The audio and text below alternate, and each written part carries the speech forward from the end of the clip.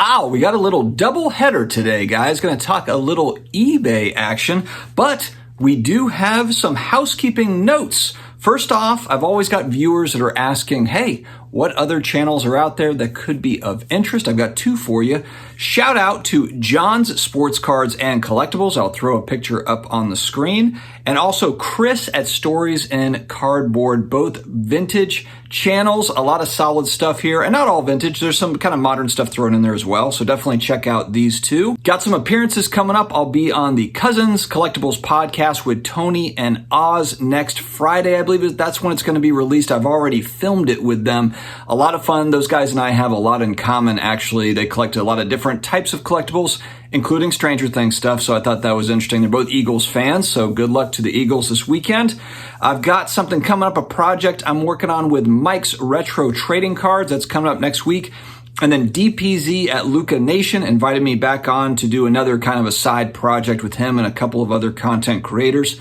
So it is going to be a packed little couple of weeks for me. Also locked in a new sponsor that will start in about a week, and we're closing in on a second. Not a bad January so far, guys.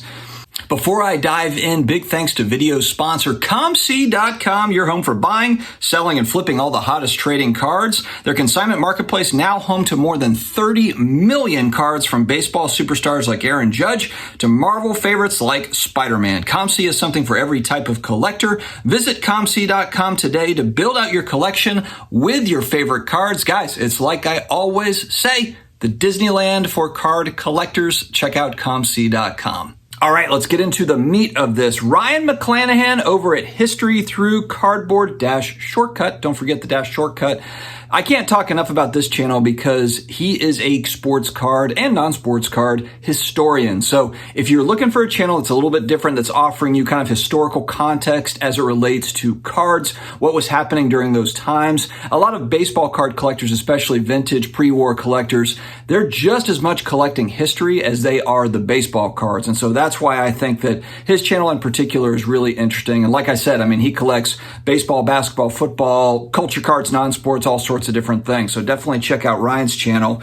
But he brought this to my attention. And again, this might not be something that is brand new, but it was new to me. And so what happened here is he bought Hall of Famer Mel Daniels 1972 Topps. Fortunately, this was not a very expensive card, but eBay charged him an automatic payment. So essentially he committed to buy it, and then boom, it just hit his card. And so what we're trying to figure out, and what he had asked me is this something that is a new thing? Has it been going on?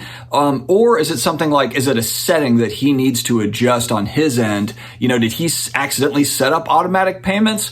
Or did the seller on the other side set up that, hey, their auctions are going to be automatic payment only because maybe they've got non-paying people, you know, because that's been a thing on eBay. It's definitely a thing. Out of, you know, X amount of auctions, there's only Y that actually end up paying for a lot of the stuff, you know, and so that's what we're trying to figure out. Or is this something that eBay is rolling out and it's going to be more of the norm moving forward? Kind of a big deal because on the one hand, obviously your money just comes out, which is like, okay, I should know that if that's going to happen automatically. But then also it is, or it could be, an effective way to stave off shill bidding, which shill bidding is a massive problem in this market. And even when you look back over the last 3 years at kind of the height of sports card prices, you know, being as naive as maybe we were going back to 2020, how much of that stuff was shilled going back a few years? You know, how much of it was legitimate? How much of it was pumped up by shillers? And I'm not saying the entire market was pumped up by shillers, but how many of us overpaid for a card over the last 3 years thanks to,